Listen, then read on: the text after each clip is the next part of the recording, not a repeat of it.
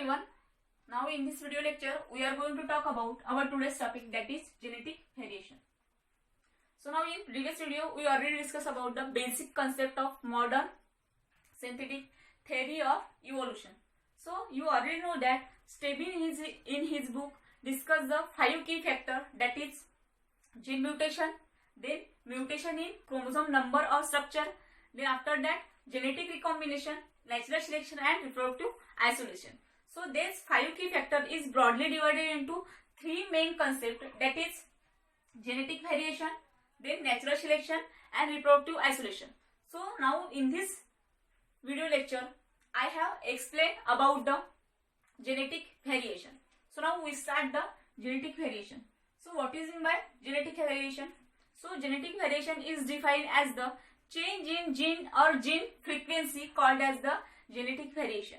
Genetic variation म्हणजे काय, एकतर काय होणार त्याच्यामध्ये जीन मध्ये चेंज होणार, म्हणजे जीनचा जो डीएनए ची सेगमेंट असेल त्या डीएनए सेगमेंट मध्ये चेंज होईल, किंवा त्याच्यावाल्या जी जीन आहे किंवा अलील आहे त्याच्या फ्रिक्वेन्सी मध्ये चेंज होणार, त्याला म्हटलं जाते genetic variation. So this genetic variation occur due to the some factors, that is gene mutation, genetic recombination, gene flow, genetic drift and chromosomal aberration. And this chromosomal aberration is again divided into 4 types, that is deletion, duplication, inversion and translocation.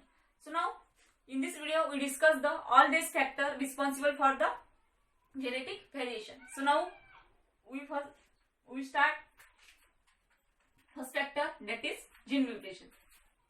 So what is meant by gene mutation? Sudden permanent heritable change is called gene mutation. तर gene mutation म्हणजे काय, sudden permanent heritable change. जर कोणत्याही जीनवर काय होत असेल, एखादी change होत असेल सडनली आणि तो चेंज कसा आहे, परमनंट आहे आणि तो हेरिटेबल सुद्धा आहे, म्हणजे from one generation to another generation काय होणार, तो इनहेरिट सुद्धा होणार. तर अशा चेंजला म्हटलं जाते जीन म्युटेशन. आता हे जे म्युटेशन आहे फक्त हे जीनवरच होणार असं नाही, तर हे म्युटेशन जे आहे हे क्रोमोझोमवर सुद्धा होऊ शकते आणि त्या म्युटेशनला म्हटलं जाते chromosomal mutation. So this mutation is also responsible for the genetic variation. आणि म्युटेशन झालं होत असेल, फॉर एक्झाम्पल आता म्युटेशन जे आहे एका टाईपचं नसणार, हे म्युटेशन डिफरंट टाईपचं असू शकते. फॉर एक्झाम्पल आपण जर पॉइंट म्युटेशन घेतलं तर पॉइंट म्युटेशन मध्ये काय होतं, एखादा जो जीन आहे त्या जीनवर काय होतं, एखादी न्यूक्लियोटाइड जो आहे तो चेंज होतो. फॉर एक्झाम्पल एक जीन आहे, consider this is the gene, this gene have 4 types of nucleotide ATGC. तर या ATGC वर हा जो जी आहे हा जी ए ने रिप्लेस होत असेल, म्हणजे इथून जी जाणार आणि ते या ठिकाणी काय येणार, जीच्या बदली ए येत असेल. तर असं टाईपचं जर म्युटेशन होत असेल तर या म्युटेशनला म्हटलं जाते पॉइंट म्युटेशन. म्हणजे याच्यामध्ये काय झालं, सिंगल न्यूक्लियोटाइडचा बेस पेअर जो आहे तो चेंज झाला, तर याला म्हटलं जाते पॉइंट म्युटेशन. आफ्टर दॅट आपण जर फ्रेंडशिप म्युटेशन पाहिलं तर फ्रेंडशिप म्युटेशन मध्ये काय होणार, एखादी जे जीन असेल त्या जीनवर एकतर एखादी, फॉर एक्झाम्पल हा जीन आहे, या जीनवर काय होणार, एक बेस पेअर जास्तचा ऍड होणार. फॉर एक्झाम्पल इथे काय झाला, एक एक्स्ट्रा टी ऍड झाला, किंवा इथून एखादी हा जो ए आहे हा डिलीट झाला. तर त्याच्यामध्ये ऍडिशन किंवा डिलिशन जर होत असेल तर त्या म्युटेशनला म्हटलं जाते फ्रेंडशिप म्युटेशन. का बरं, कारण त्याच्यामध्ये एक बेस पेअर ऍड होत असेल किंवा एखादी बेस पेअर डिलीट होत असेल, तर त्याची जी रिडिंग फ्रेम आहे, त्या जीनची जी रिडिंग फ्रेम आहे ती टोटली काय होऊन जाणार, चेंज होऊन जाणार, म्हणून त्याला म्हटलं जाते फ्रेंडशिप म्युटेशन.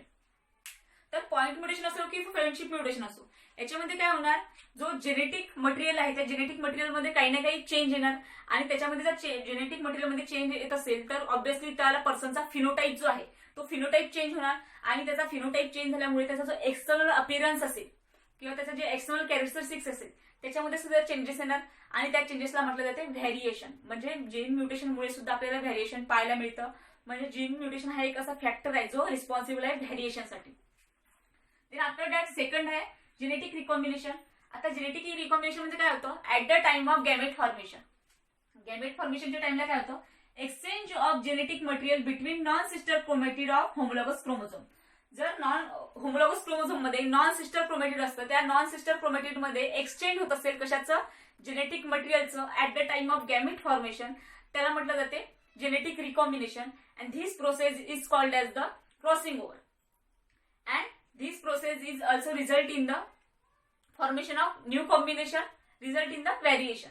तर ते जे न्यू कॉम्बिनेशन फॉर्म होत आहे कशामध्ये, रिकॉम्बिनेशन मध्ये न्यू कॉम्बिनेशन जे फॉर्म होत आहे त्या न्यू कॉम्बिनेशनला आपण काय म्हणू शकतो, किंवा त्या रिकॉम्बिनेशनमुळे काय होणार, त्या स्पेसिस मध्ये किंवा त्या ऑर्गॅनिझम मध्ये काय येणार आपल्याला व्हेरिएशन दिसून येणार. म्हणजे genetic recombination is also responsible for the genetic variation. Then after that next आहे gene flow. So what is mean by gene flow? Gene flow is movement of gene into or out of population. तर gene flow मध्ये काय होतं, जीनची movement होतं, म्हणजे एक तर gene काय होणार इनटू होणार म्हणजे त्याच्यामध्ये ऍड होणार किंवा त्याच्यामधून काय होणार आउट होणार. कशामधून? पॉप्युलेशन म्हणून. आणि पॉप्युलेशन म्हणजे आपल्याला माहिती आहे काय होतं, population means different individual in same species. Same species म्हणजे डिफरंट इंडिव्हिज्युअल जर असेल तर त्याला म्हणतो आपण पॉप्युलेशन. तर या पॉप्युलेशन मध्ये काय होणार, एक तर जीनचं इनटू होणार किंवा त्याच्यामधून जीन आउट होणार. तर अशा गोष्टीला म्हटलं जाते किंवा या मुवमेंटला म्हटलं जाते जीन फ्लो. आता हे जे जीन मुवमेंट मे बी, आता हे जीन मुवमेंट जे आहे कशा टाईपचे असू शकतं, एक तर मायग्रेशनल असेल, मायग्रेशनमुळे सुद्धा होऊ शकते असं जीन फ्लो होणार. देन आफ्टर दॅट गॅमेट म्हणजे डिस्पर्सल ऑफ पोलन, त्याच्यामुळे सुद्धा काय होऊ शकतं, हा जो जीन फ्लो आहे तो होऊ शकतो. Then after that segment of DNA मुळे सुद्धा काय होतं इथे जीन फ्लो होऊ शकतं. तर हे सुद्धा अगेन एक रिझन आहे किंवा हा अगेन एक फॅक्टर आहे जो रिस्पॉन्सिबल आहे जेनेटिक व्हेरिएशन साठी. आफ्टर दॅट नेक्स्ट आहे genetic drift. So what is mean by genetic drift? The random fluctuation or alteration in allele frequency occurring in the natural population by pure chance. तर याच्यामध्ये काय होणार, random fluctuation किंवा alteration होणार in gene फ्रिक्वेन्सीमध्ये. Gene फ्रिक्वेन्सीमध्ये जीनचं काय होणार, याच्यामध्ये रॅन्डम फ्लक्च्युएशन ऑर अल्टरेशन होणार कशामध्ये, अलील फ्रिक्वेन्सी किंवा जीन फ्रिक्वेन्सीमध्ये ऑकरिंग इन नॅचरल पॉप्युलेशन. आणि हे कशामध्ये होणार, नॅचरल पॉप्युलेशनमुळे होणार. जे नॅचरल पॉप्युलेशन आहे, जे पॉप्युलेशन अगोदरच प्रेझेंट आहे त्या पॉप्युलेशन मध्ये होणार बाय प्युअर चान्सेस. आणि याचे चान्सेस कसे आहे, प्युअर चान्सेस आहे, त्याला म्हटलं जाते genetic drift. For example genetic drift म्हणजे काय होणार, जेनेटिक ड्रिफ्ट मध्ये एखादी कॅरेक्टर आहे किंवा एखादी स्पेसिस जी आहे ती काय होणार, एलिमिनेट होणार. फॉर एक्झाम्पल आता एक्सिडेंटल होऊ शकतं असं. फॉर एक्झाम्पल एक्सिडेंटल जर म्हटलं तर आपण एक्सिडेंटल कंडिशन कशा येणार, तर एक्सिडेंटल कंडिशन मीन्स अर्थक्वेक येऊ शकतं किंवा फ्लोट्स येईल किंवा फायर जर आग लागत असेल किंवा ज्वालामुखी होत असेल तर अशा टाईपची जे एक्सिडेंटल कंडिशन जर येत असेल. फॉर एक्झाम्पल एखादी विलेज आहे, एखाद्या विलेजमध्ये स्मॉल पॉप्युलेशन आहे, या स्मॉल पॉप्युलेशन आहे आणि त्या ठिकाणी जर एखादी आग लागली किंवा तिथे ज्वालामुखी झाला म्हणजे अर्थक्वेक झाला किंवा फायर लागली तर त्याच्यामध्ये काय होईल, तिथल्या ज्या स्पेसिस असेल त्या स्पेसिस एलिमिनेट होऊन जाणार. आणि त्या स्पेसिस जर एलिमिनेट होत असेल त्या स्पेसिस सोबत त्याचा जो जिनोम असेल तो सुद्धा काय होऊन जाणार, टोटली एलिमिनेट होऊन जाणार. आणि फॉर एक्झाम्पल जर कंडिशन अशी असेल की तिथे ज्या जेवढ्या स्पेसिस होत्या तेवढ्या स्पेसिसमध्ये एक इव्होल्युशन झालं होतं असेल किंवा एखादी कॅरेक्टर नवीन डेव्हलप झालं असेल जे कसं होतं त्यांच्यासाठी युजफुल होतं आणि ते कॅरेक्टर युजफुल होतं आणि त्या कॅरेक्टरचं काय झालं तिथे इलिमिनेशन झालं. का बरं, कारण तिथे काय झालं, अर्थक्वेक झाला असेल किंवा फायर लागली असेल, त्याच्यामुळे ते कॅरेक्टर जे आहे ते किंवा तिचे जे सगळे अॅनिमल्स होते ते काय झाले, नष्ट झाले, एलिमिनेट झाले. तर त्याच्यामुळे काय होणार, त्यांच्यामध्ये जे पॉप्युलेशन होतं किंवा त्यांच्यामध्ये जे जीनचं पॉप्युलेशन होतं ते काय होऊन जाईल, ते सुद्धा नष्ट होऊन जाईल. म्हणजे त्याचे म्हणजे character before mating prior mating त्यांची मेटिंग होण्या अगोदरच त्यांचे कॅरेक्टर जे आहे ते काय होत असेल, एलिमिनेट होत असेल due to the accidental condition. Accidental कंडिशनमुळे काय होतं, त्यांची मीटिंग होण्या अगोदरच त्यांचे कॅरेक्टर जे आहे ते एलिमिनेट जर होत असेल तर त्याला म्हटलं जाते जेनेटिक ड्रिफ्ट. आणि ही जी जेनेटिक ड्रिफ्ट आहे या जेनेटिक ड्रिफ्टमुळे सुद्धा आपल्याला जेनेटिक व्हेरिएशन पाहायला मिळतं. आणि ही जी जेनेटिक ड्रिफ्ट आहे या जेनेटिक ड्रिफ्टमुळे आपल्याला जीन फ्रिक्वेन्सी जी आहे त्या जीन फ्रिक्वेन्सी सुद्धा चेंज होणार आणि याच्यामध्ये आपल्याला इव्होल्युशन सुद्धा दिसू शकतं. देन नेक्स्ट आहे chromosomal aberration. So what is mean by chromosomal aberration? The structural morphological change in chromosome due to the rearrangement. जर क्रोमोझोम मध्ये स्ट्रक्चरल किंवा मॉर्फोलॉजिकल चेंजेस होत असेल कशामुळे, ड्यू टू द रिअरेंजमेंटमुळे, तर त्याला म्हटलं जाते chromosomal aberration. So this chromosomal aberration is divided into 4 types, that is deletion, duplication, inversion and translocation. So now we discuss this all 4 chromosomal aberration type one by one. So first type is the deletion. So what is meant by deletion?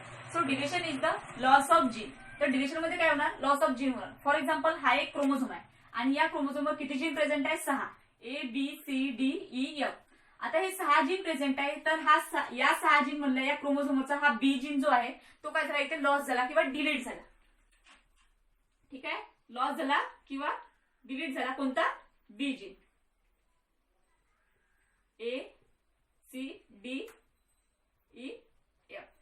तर ह्या chromosome मधला काय झाला, एक gene जो आहे तो delete झाला, बी जीन डिलीट झाला. म्हणजे या बी जीनचं जे काही फंक्शन असेल किंवा हा बी जीन जो आहे जो काही कॅरेक्टर एक्सप्रेस करत असेल ते कॅरेक्टर काय होऊन जाईल, ते टोटली लॉस होऊन जाईल. म्हणजे याच्यामुळे काय होणार, त्या क्रोमोझोमचं स्ट्रक्चर चेंज झालं आणि त्या क्रोमोझोममुळे काहीतरी मॉर्फॉलॉजी सुद्धा चेंज झाली. तर याला म्हटलं जाते डिलिशन. म्हणजे डिलिशन मध्ये काय होणार, टोटल जो एक सेगमेंट आहे डीएनएचा तो सेगमेंट किंवा टोटल एक कम्प्लीट जीन काय होणार याच्यामध्ये लॉस होणार, त्याला म्हटलं जाते डिलिशन.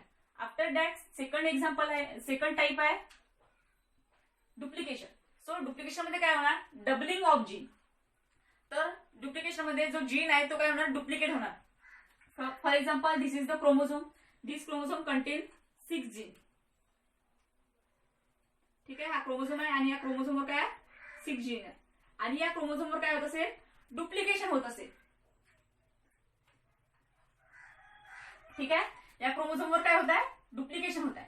डुप्लिकेशन होत आहे तर काय होते, इथे हा जो सी जीन आहे या सी जीनचं डुप्लिकेशन झालं असं कन्सिडर करा. तर इथे काय होणार, A B C C D means हा जो सी आहे हा 2 वेळा रिपीट होणार. का बरं, कारण हा सी काय झाला इथे, सी जो जीन आहे तो काय झाला इथे डुप्लिकेट झाला. सी जीन डुप्लिकेट झाल्यामुळे याचं काय होईल, याच्यामध्ये इथे 2 वेळा रिपिटेशन होणार. तर याला म्हटलं जाते डुप्लिकेशन. मीन्स एक कम्प्लीट क्रोमोझोम जो आहे तो इथे काय होणार, कम्प्लीट क्रोमोझोम जो आहे इथे तो काय होणार, इथे कम्प्लिटली चेंज होणार. चेंज होणार नाही, तो कम्प्लिटली काय होणार, इथे डुप्लिकेट होणार. तर याला म्हटलं जाते duplication. After that then third type आहे inversion. So what is mean by inversion, gene is broken and reattach of same chromosome. इथे काय होणार, एक जीन जो आहे तो काय होणार इथे ब्रोकन होणार आणि तोच काय होणार सेम क्रोमोझोमवर रिअटॅच होणार. फॉर एक्झाम्पल हा एक क्रोमोझोम आहे, या क्रोमोझोमवर काय झाला, एक जीन ब्रोक झाला म्हणजे कट झाला. फॉर एक्झाम्पल हा जीन कट झाला, कोणता, ABCD. आता हा जीन जेव्हा कट होईल ABCD, हा जीन कट तर झाला पण हा काय करेल, कट झाल्यानंतर हा 180 डिग्री मध्ये रोटेट होणार. फॉर एक्झाम्पल हा असा जीन आहे, हा जो सेगमेंट आहे कन्सिडर करा हा बी आहे, हा जो माझा हँड आहे हा बी आहे आणि मधातली स्पेस आहे तो काय सी आहे आणि हा जो आहे हा डी आहे. तर हा जेव्हा कट होणार, हा बी पासून जेव्हा कट होईल, हा बी पासून कट झाल्यानंतर काय होईल 180 डिग्री मध्ये रोटेट होणार. म्हणजे हा असा रोटेट होणार. म्हणजे हा बी जो आहे स्टार्टिंगला होता हा शेवट जाणार, जो मधातला सी होता तो मधातच राहणार आणि हा डी जो होता शेवटी होता हा स्टार्टिंगला येणार. म्हणजे हा काय होईल 180 डिग्रीला काय होईल रोटेट होणार आणि 180 डिग्रीला रोटेट झाल्यानंतर हा काय होईल पुन्हा त्या सेम क्रोमोझोमवर अटॅच होणार. म्हणजे हा जो ए आहे हा एच्या ए ठिकाणीच राहणार, फक्त रोटेट कोणता होणार, हा DCB. म्हणजे इथे जो बी होता त्याच्या ठिकाणी काय येणार, डी येणार, सी सीच्या ठिकाणीच राहणार आणि इथे काय येणार, डी येणार. म्हणजे हा 180 डिग्रीला काय होणार, रोटेट होणार. आफ्टर दॅट सेम क्रोमोझोमवर तो अटॅच होईल. तर याला म्हटलं जाते inversion. Then after that next आहे translocation. So what is mean by translocation, the transfer of part of chromosome or set of chromosome to the non homologous chromosome.